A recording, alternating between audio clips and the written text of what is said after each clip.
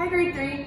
Have you ever tried to balance on something? Trying to walk on something small without falling off on either side?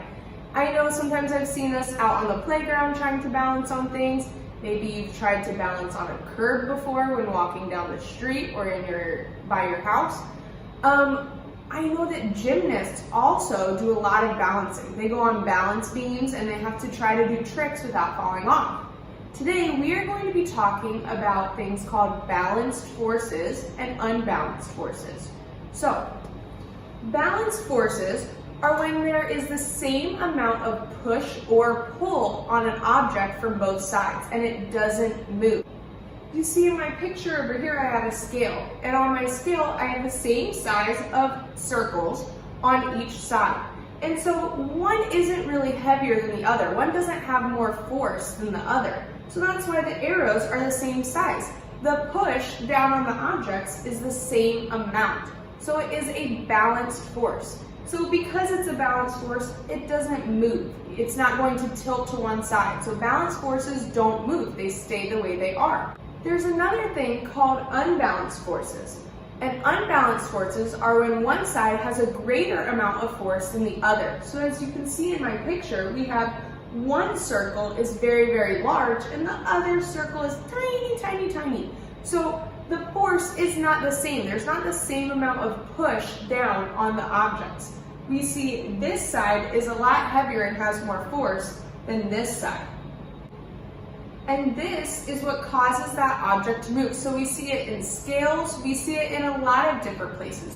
One example I can think of is when you're playing soccer. Like we did in our previous video, you are getting the same amount of force when the ball is stopped.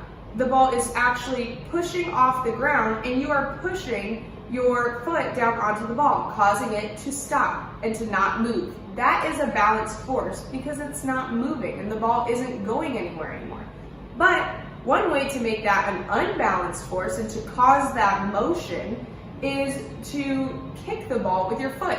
Your foot has more force than a ball sitting by itself on the ground, so that would create an unbalanced force and the ball would then move.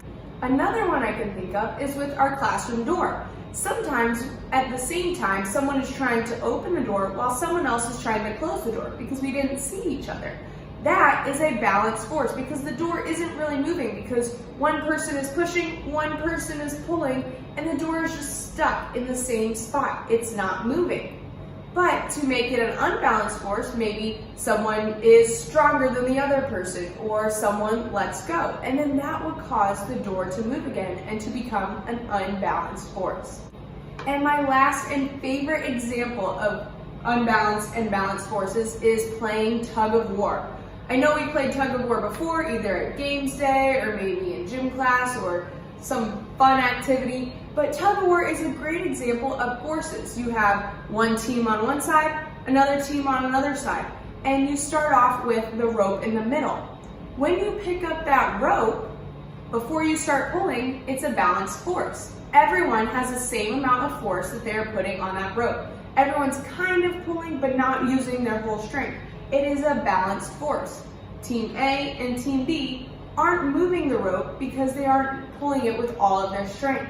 But it can very easily become an unbalanced force by one team becoming stronger than the other or by other things happening to cause one team to win the tug of war and one team to lose. Today in your activity, you're going to be doing a couple of different things. First, very, very important, you need to read or listen to the read aloud of the information on the first page of your activity.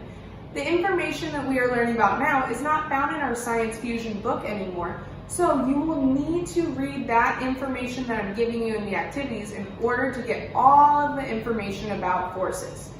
Second, the second page is an activity where you will be sorting the pictures of balanced and unbalanced forces into the correct box. So make sure you do your very best on that.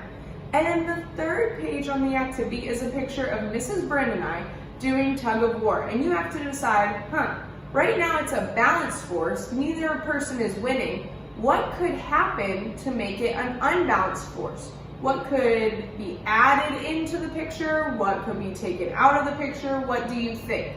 What could make it an unbalanced force? You will need to either draw in your idea or if you want, you can record your voice explaining your idea. So don't forget, balanced forces is the same amount of force on both sides, so it doesn't move.